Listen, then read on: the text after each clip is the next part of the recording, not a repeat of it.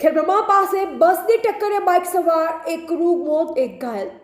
ખેડબ્રહ્માથી શ્યામનગર વચ્ચે માણેકનાથ મહાદેવ મંદિર આગળ હાઈવે રોડ ઉપર ગઈ તારીખ 31/8/2025 રોજ રાત્રે આશરે 10 કલાકે બસ અને બાઇક વચ્ચે અકસ્માત થતા બાઇક પર સવાર બે લોકોમાંથી એકનું સ્થળ પર જ મોત થયું, જ્યારે બીજાને ગંભીર ઇજા થતા અમદાવાદ સારવાર અર્થે લઈ ગયેલ છે.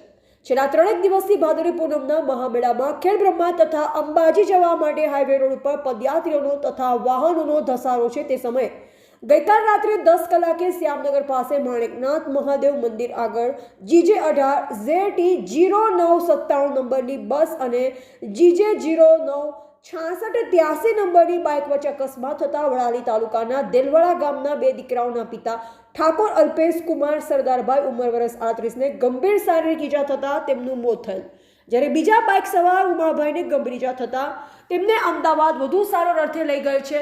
આ બનાવ બનતા દિનેશભાઈ ઠાકોરે ખેડબ્રહ્મા પોલીસ સ્ટેશને ફરિયાદ આપતા તેની તપાસ ખેડબ્રહ્મા PSI વહોનિયા કરી રહ્યા છે. રિપોર્ટર જયેશ ઠાકોર સાથે શૈલેષ પટેલ, સાબરકાંઠા.